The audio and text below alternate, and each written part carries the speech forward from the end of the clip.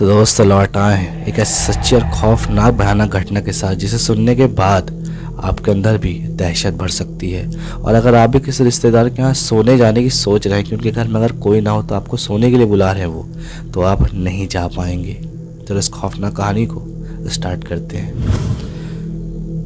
तो दोस्तों आज की एक खौफनाक घटना हमारे एक दोस्त विपुल ने भेजी है। विपुल बताते हैं कि बात है दिसंबर 2023 के टाइम की, जब उनके बड़े पापा किसी मैरिज में गए हुए थे और उन्हें अपने यहाँ जाने के लिए इनवाइट किया था कि मतलब उनके घर में कोई नहीं है तो वो सोने के लिए आ जाएं, ठीक है। तो उनके पापा विपुल से पूछते हैं कि तुम चलोगे, मतलब अब उनको बोलते हैं कि मैं तो जा ही रहा हूँ, तुम्हें चलना हो तुम भी चल सकते हो। तो विपुल को कोई एतराज़ नहीं था और उन्हें उनके यहाँ कुछ प्रॉब्लम है या फिर कुछ ऐसी दिक्कत होगी ना, विपुल को कोई ऐसा अंदाज़ा भी नहीं था। तो आखिरकार बात है 18 दिसंबर 2023 की। शाम को वो खाना खा रहे थे विपुल। खाना खाते हुए अचानक से उनके पापा बोलते हैं कि चले अपन। तो उतने में विपुल को कुछ याद नहीं था कि कहाँ जाने की बात कर रहे हैं। तो फिर उन्हें याद आया कि अच्छा बड़े पापा किसी मैरिज में गए हुए हैं तो उनके घर पे कोई नहीं है, तो वहाँ सोने के लिए बुला रहे थे। तो ठीक है, वो बोलते मुझे कोई प्रॉब्लम नहीं है और आखिरकार उनके यहाँ निकल जाते हैं। करीब 8:30-9 का टाइम रहा होगा। उनके घर पे पहुँचे, ताला अलग खोले और खाना ना घर से खा के आए थे तो वहाँ केवल सोना ही था, ठीक है। तो आखिरकार क्या हुआ कि उनके पापा बोले कि दरवाजा सब बंद कर दो और एक बार देख लो अच्छे से।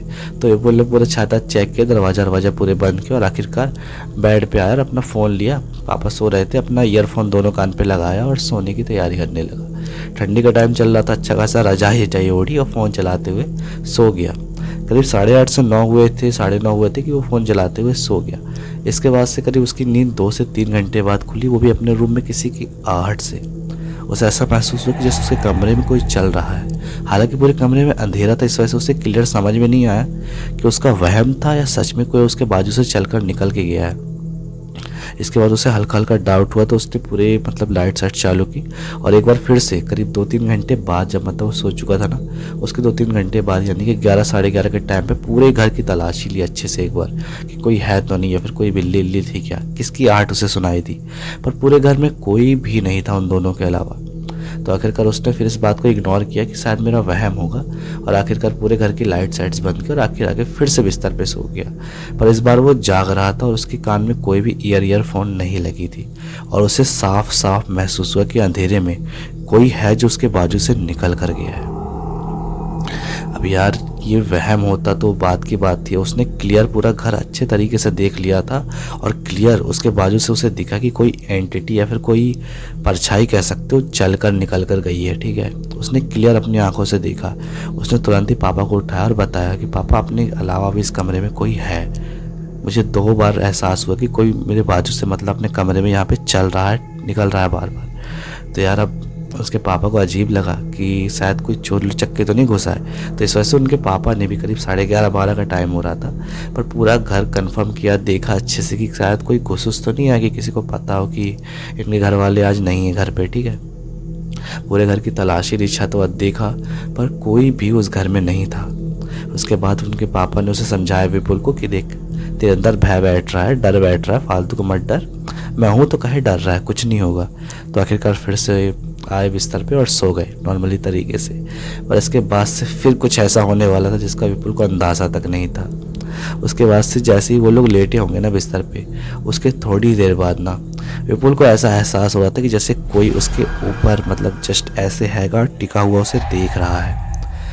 जस्ट उसके हाथ से थोड़ी दूरी में, उसके सीने से थोड़ी दूरी में कोई है जो उसके ऊपर जैसे चढ़ा जा रहा है और उसकी सांसों की जो आवाज़ थी ना, वो क्लियर विपुल को महसूस हो रही थी। विपुल ने डर के मारे कंबल ओढ़ रखा था क्योंकि उससे पहले ही दिमाग ख़राब हो रहा था कि पापा को कुछ पता नहीं चल रहा है और केवल मुझे ही क्यों एहसास हो रहा है और पापा को कोई नहीं दिखाई दे रहा है। तो उसने कंबल ओढ़ रखा था, पर फिर भी उसकी क्लियर सांसों की आवाज़ उसे सुनाई दे रही थी कि जो भी एंटिटी या आत्मा कह सकते उसके ऊपर थी ना, उसकी प्रेजेंट उसको क्लियर समझ में आ रही थी। पर इग्नोर करते करते करते करते उसके अंदर काफ़ी दहशत भरने लगी। आधा घंटा हुआ, 1 घंटा, और उसके बाद वो जो सांस की आवाज़ थी धीरे धीरे तेज़ होते हुए ना अचानक से उसके ऊपर कोई झपटा है। उसे इतना बस महसूस हुआ कि उसके ऊपर कोई झपटा है और उसके बाद से उसे कुछ भी याद नहीं था कि उसके साथ क्या हुआ। जब उसकी दूसरे दिन नींद खुली तो वो उस घर में नहीं, अपने घर में था और उसके बीच उसके साथ कुछ ऐसा खौफनाक घटा था ना कि जो उसके केवल घर वाले ही जानते हैं। उसके बाद जब उसके पापा और विपुल दोनों सोने की कोशिश कर रहे थे ना 12:30-1 के टाइम पे, कि अचानक उनके जो पापा थे विपुल के, उनको विपुल के रोने की आवाज़ सुनाई देती है। और विपुल उस कमरे में नहीं था जहाँ पे वो लोग सो रहे थे, वो उस कमरे में था जिस कमरे में ना उनके जो बड़े पापा थे ना, उनके बेटे ने फांसी लगाकर सुसाइड की थी। वो उसी कमरे में बैठ कर रो रहा था। और जब उनके पापा ने देखा कि विपुल वहाँ पे रो रहा है, तो उसे उठाने लगे कि विपुल कैसी हरकत कर रहा है, चल घर, मतलब उस रूम में चल जहाँ पे सोना है, यहाँ क्यों बैठा हुआ है, ठीक है। तो विपुल जो था ना वो हिल तक नहीं रहा था और बस वहीं बैठ के रोए जा रहा है, रोए जा रहा है, रोए जा रहा है। अब किसी को समझ में नहीं आता यार किसको अचानक से क्या हो गया, लेकिन उन लोगों को इतना तो मालूम था कि ये वही रूम था जहाँ पे उनके बेटे ने ना फांसी लगाकर सुसाइड की थी। इसके बाद से किसी को कुछ समझ में नहीं आता है क्या करे, कि तुरंत ही मतलब अब उसे तो ले जा नहीं पा रहे थे, ठीक है। तो क्या करते हैं कि अपने पहचान के मतलब कुछ लोग को बुलाते हैं जो भी उनके घर के आसपास के थे, और अपने मतलब विपुल की मम्मी लोग को बुलाते हैं कि विपुल की ऐसी ऐसी हालत हो रही है, पता नहीं क्या हो गया, बहुत रो रहा है वहाँ पे बैठ के और कुछ अजीब सी हरकतें कर रहा है जो कि समझ में नहीं आ रही कि इसे हो क्या रहा है। इसके बाद से वो लोग आते हैं और उसे देखते हैं।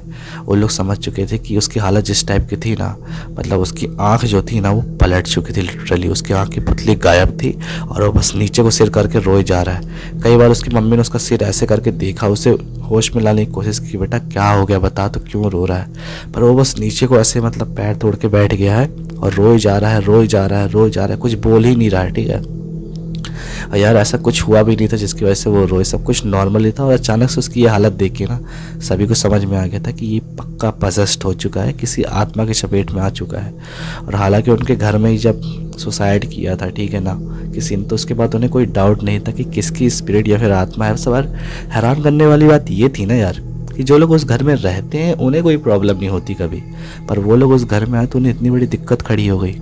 पर जैसे तैसे करके उनके एक पहचान के मतलब एक पुजारी टाइप कह सकते हो, मतलब मंदिर था उसके पुजारी कोई थे, तो रात के ही करीब 2 बजे के टाइम पे ना उसे बुलाया गया, ठीक है।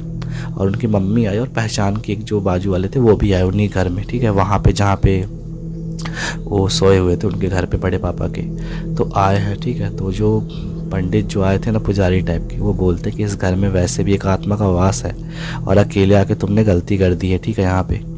यहाँ पे तुम्हारा रहना सही नहीं है। जो इस घर के लोग हैं उनकी बात अलग है, बट आप लोग इस घर में मत आना। तो वो कुछ नींबू वीबू मंगाते हैंगे और इमीडिएटली कुछ नारियल और नींबू से कुछ करके कुछ उतारा करते हैं पानी से उसका, और कुछ मंत्रों द्वारा उसको झाड़ फूँक करते हैं। तो इमीडिएटली ना वो अचानक से बेहोश हो जाता है और उसे घर लेके चले जाते हैं वहाँ पे अपने जहाँ पे उनका घर था।